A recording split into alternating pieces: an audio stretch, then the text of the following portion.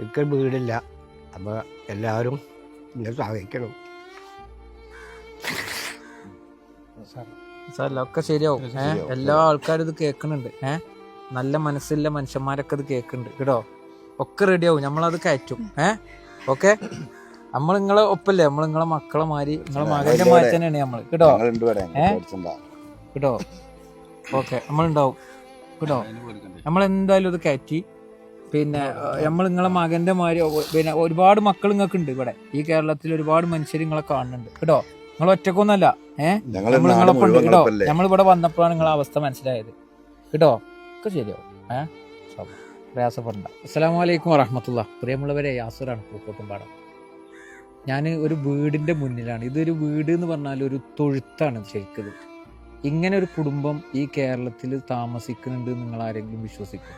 മലപ്പുറം ജില്ലയിലെ ചോക്കാട് പഞ്ചായത്തിലെ ചുണ്ടക്കുന്ന് എന്ന് പറയുന്ന സ്ഥലത്ത് ഒരു പാവപ്പെട്ട കുടുംബം താമസിക്കുന്ന ഒരു വീട്. അസ്സലാമു അലൈക്കും വറഹ്മത്തുള്ളാഹി വബറകാതുഹു.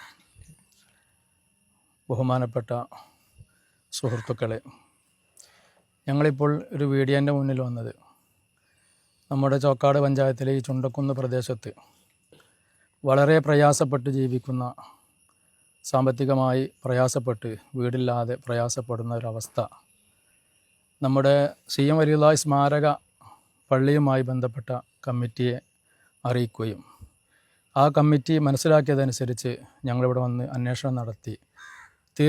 തീർച്ചയായും അതിന് അർഹരാണ് എന്ന് ഞങ്ങൾക്ക് മനസ്സിലായി. കാരണം ഉണ്ടായിരുന്ന വീട് തകർന്നു പോയി. അവസാനം തൊഴുത്തിൽ ജീവിക്കേണ്ട ഒരു അവസ്ഥ വന്നു. നമുക്കറിയാം, മാനുഷിക പരിഗണന നൽകിക്കൊണ്ട് തന്നെ ഈ ചന്ദ്രേട്ടൻ്റെ ഈ പദ്ധതി ഏറ്റെടുക്കുകയും ഇൻഷാ അല്ലാഹ് ഇതുമായി കൊണ്ട് നിങ്ങളെല്ലാവരും സഹകരിക്കണം. അതിന് അള്ളാഹു സുബ്ഹാനഹു വ തആല ദൈവം തമ്പുരാൻ വലിയ പ്രതിഫലം ഞങ്ങൾക്ക് നൽകും. അള്ളാഹു അതിന് തൗഫീഖിനെ പ്രദാനം ചെയ്യുമാറാവട്ടെ. ഞങ്ങളിങ്ങനെ ഒരു വീഡിയോ ആയിട്ട് വരാൻ കാരണം, ഈ ഏട്ടൻ്റെ കുട്ടി ഒരു അപകടത്തിൽ മരിച്ചു, കറണ്ട് പിടിച്ച് മരിച്ച്. അതിൻ്റെ ബോഡി കൊടുന്ന് കിടത്താൻ പോലും ഒരു സൗകര്യം ഈ വീടിനകത്തില്ല എന്ന് പറഞ്ഞതുകൊണ്ടും അത് ഞങ്ങൾ നേരിൽ കണ്ടതുകൊണ്ടാണ് നിങ്ങളെ എല്ലാവരുടെ മുന്നിലും ഒരു സഹായം അഭ്യർത്ഥിച്ച് ഞങ്ങൾ വരുന്നത്.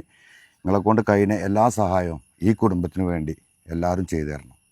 ഇദ്ദേഹത്തിന് ഇനിയൊരു വീട് വെക്കുക എന്ന് പറഞ്ഞാൽ ഒരിക്കലും സാധ്യമാവില്ല. പിന്നെ ആകെ ഉണ്ടായിരുന്ന ഒരു അത്താണി മോനാണ്. മോന് ഷോക്കേറ്റ് മരിച്ച ഒരു മാസങ്ങൾക്ക് മുമ്പ് വിട പറഞ്ഞു പോയി.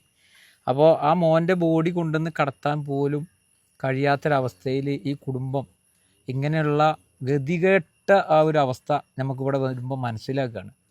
അപ്പോൾ നിങ്ങളാൽ കഴിയുന്ന സഹായം, ഒരു ചാക്ക് സിമെൻറ്റിൻ്റെ പൈസ എങ്കിലും നിങ്ങൾ കൊടുക്കുകയാണെന്നുണ്ടെങ്കിൽ ഈ വീട് ഈ കമ്മിറ്റിക്ക് ഇവിടെ നല്ല രീതിയിൽ കയറ്റാനും ഈ കുടുംബത്തെ സുരക്ഷിതമാക്കാനും കഴിയും. അപ്പോൾ അത് മുൻനിർത്തിക്കൊണ്ട് നിങ്ങളെല്ലാവരും സഹായിക്കണമെന്ന് ഓർമ്മപ്പെടുത്തുകയാണ്.